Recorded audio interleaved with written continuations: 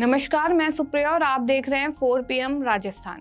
लोकसभा चुनाव में करारी हार के बाद मायावती अपनी शाख बचाने के लिए पूरी कोशिश में जुटी हुई हैं और उपचुनाव की तैयारियों में जुटी हैं।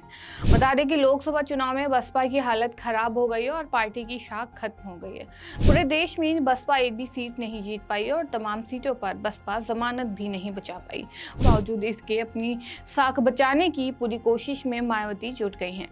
आपको बता दें कि लोकसभा चुनाव के दौरान मायावती ने अपने भतीजे को नेशनल कोऑर्डिनेटर और अपने उत्तराधिकारी के पद से हटा दिया था और किसी दल के साथ बिना गठबंधन किए मायावती ने अकेले चुनावी मैदान में ताल ठोकी थी और करारी हार का सामना करना पड़ा था।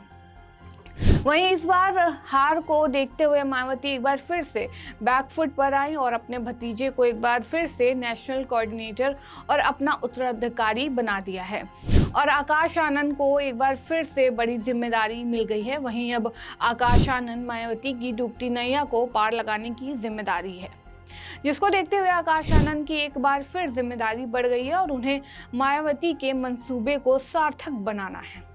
आपको बता दें कि लोकसभा चुनाव में मायावती की पार्टी ने बहुत ही खराब प्रदर्शन किया, जिसके बारे में मायावती ने कभी सोचा भी नहीं होगा कि हमारी पार्टी इतना खराब प्रदर्शन करेगी। राजस्थान, उत्तर प्रदेश, महाराष्ट्र सहित देश के किसी भी राज्य में बसपा का खाता तक नहीं खुला, जो मायावती के लिए बड़ी चुनौती बन गया है।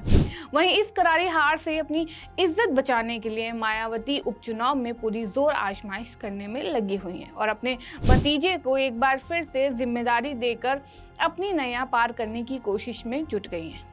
वहीं राजस्थान में होने वाले उपचुनाव के लिए उम्मीदवारों की घोषणा भी कर दी है और आने वाले समय में घोषित उम्मीदवारों के नामों की सूची जारी कर दी जाएगी। आपको बता दें कि उम्मीदवारों की घोषणा को बसपा प्रमुख मायावती के द्वारा कर दिया गया है, लेकिन अभी नामों को सार्वजनिक नहीं किया गया है, जिससे ऐसा प्रतीत होता है कि ऐसा किसी रणनीति के तहत किया गया है और सभी पार्टियों के उम्मीदवारों की नामों की घोषणा के बाद मायावती अपने उम्मीदवारों के नामों की घोषणा कर सकती हैं। आपको बता दें कि राजस्थान की 5 विधानसभा सीटों पर होने वाले उपचुनाव के लिए बहुजन समाज पार्टी ने बड़ा ऐलान कर दिया है। प्रदेश अध्यक्ष भगवान सिंह बाबा का कहना है कि बसपा ने सभी सीटों पर चुनावी रण में उतरने की तैयारी शुरू कर दी है। वहीं चुनाव की घोषणा होते ही प्रत्याशियों के नामों की भी जानकारी दे दी जाएगी और उनका कहना है कि उपचुनाव के लिए दौसा, देवली, न्यारा और झुंझुनू सीट पर पार्टी मजबूती से काम कर रही है, जिसको लेकर प्रदेश अध्यक्ष ने कहा कि दौसा सीट पर वर्ष 2008 में बसपा को जीत मिल चुकी है। इन सीटों पर SC/ST वोटर्स हार और जीत तय करते हैं। बता दें कि प्रदेश अध्यक्ष भगवान सिंह बाबा ने बताया कि 23 जून को लखनऊ में बसपा प्रमुख मायावती की अध्यक्षता में बैठक हुई थी। वही बैठक में निर्णय लिया गया कि बसपा राजस्थान में अकेले चुनाव लड़ेगी और उन्होंने बताया कि आगामी नगरीय निकाय चुनाव में भी बसपा सभी सीटों पर प्रत्याशी उतारेगी और मजबूती के साथ चुनाव लड़ेगी। वर्ष 2018 के विधानसभा चुनाव में बसपा को 6 सीटों पर जीत मिली थी और 2023 के उपचुनाव में बसपा सिर्फ 2 सीटों पर चुनाव जीत पाई। लोकसभा चुनाव में बसपा का खाता भी नहीं खुला और उपचुनाव में बसपा अपनी ताकत दिखाना चाह रही है। वहीं इस दौरान प्रदेश अध्यक्ष भगवान सिंह बाबा ने क्या कुछ कहा, आइए आपको भी सुनाते हैं। सम्मानित मीडिया बंधुओं, 23 जून को लखनऊ में राष्ट्रीय कार्यकारिणी की बैठक बहुजन समाज पार्टी की राष्ट्रीय अध्यक्ष आदरणीय बहन कुमारी मायावती जी की अध्यक्षता में संपन्न हुई। उस बैठक में पूरे देश के तमाम जिम्मेदार पदाधिकारियों ने भाग लिया। बैठक में निर्णय लिया गया, आदरणीय बहन जी ने निर्णय लिया कि अब जो उपचुनाव होने, चाहे वो उत्तर प्रदेश में हो चाहे राजस्थान में हो, सारे देश में जो उपचुनाव होने हैं विधानसभा के, उन सारे चुनावों को बहुजन समाज पार्टी लड़ेगी। तो उसी क्रम में राजस्थान में भी 5 सीटों पर चुनाव होना है, तो बहुजन समाज पार्टी 5 सीटों पर अपने प्रत्याशी खड़ा करेगी। साथ ही साथ आगामी नवंबर में जो नगर निगम, नगर पालिका या निकाय के चुनाव होने हैं, उन चुनावों में भी पार्टी अपने प्रत्याशी खड़ा करेगी। इसलिए तमाम जिम्मेदार पदाधिकारियों की ड्यूटी लगाई गई है कि मजबूती के साथ तैयारी करके ये चुनाव लड़ें और अच्छा रिजल्ट लेकर आए। धन्यवाद। बता दें कि दौसा, झुंझुनू और देवली उनियारा सीट पर बसपा ने मजबूती से चुनाव लड़ा था। इसलिए बसपा के अकेले चुनाव लड़ने से बीजेपी और कांग्रेस दोनों पर असर पड़ेगा। वहीं प्रदेश अध्यक्ष का कहना है कि अभी संगठन को मजबूत करने का काम चल रहा है, इसके बाद प्रत्याशियों के नामों की घोषणा होगी। पार्टी नगर निकाय चुनाव को लेकर भी तैयारी कर रही है। आपको बता दें कि राजस्थान में 5 विधानसभा सीटों पर उपचुनाव होगा। इसके लिए सभी पार्टियां जीत की रणनीति बनाने में जुट गई हैं। इन सीटों पर मुख्य रूप से बीजेपी कांग्रेस के बीच टक्कर बताई जा रही है, लेकिन अब बसपा के चुनाव लड़ने के ऐलान के बाद मुकाबला दिलचस्प हो गया। दरअसल लखनऊ में हुई मीटिंग में बसपा ने प्रदेश की सभी 5 सीटों पर उपचुनाव लड़ने का फैसला किया है। प्रदेश अध्यक्ष भगवान सिंह बाबर ने कहा कि बसपा प्रदेश की सभी 5 सीटों पर चुनाव लड़ेगी, जिसकी तैयारियां शुरू कर दी हैं।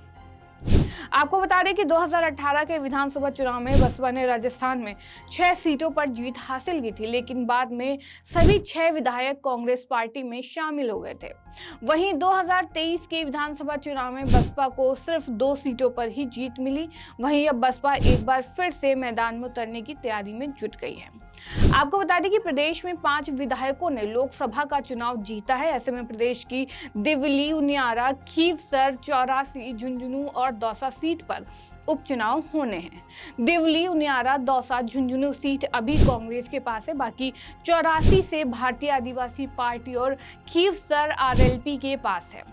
वहीं अब देखना ये होगा कि लोकसभा चुनाव में करारी शिकस्त पाने के बाद बहुजन समाज पार्टी विधानसभा उपचुनाव में क्या गोल खिलाती है। आपको बता दें कि उपचुनाव के लिए अलग अलग पार्टियां तैयारियों में जुट चुकी है। इस बीच कांग्रेस ने भी अपनी कमर कस ली है। बता दें 5 विधानसभा सीटों में से 3 सीटों पर कांग्रेस के विधायक सांसद पहुंचे हैं, जबकि एक सीट पर आरएलपी और एक सीट पर बीएपी के विधायक सांसद बने हैं।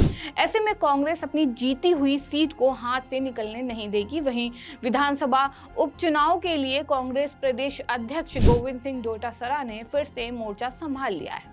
गोविंद सिंह डोटासरा ने संगठनात्मक सक्रियता बढ़ाने के लिए 5 विधानसभा क्षेत्र के लिए 4 सदस्यीय समिति का गठन किया है।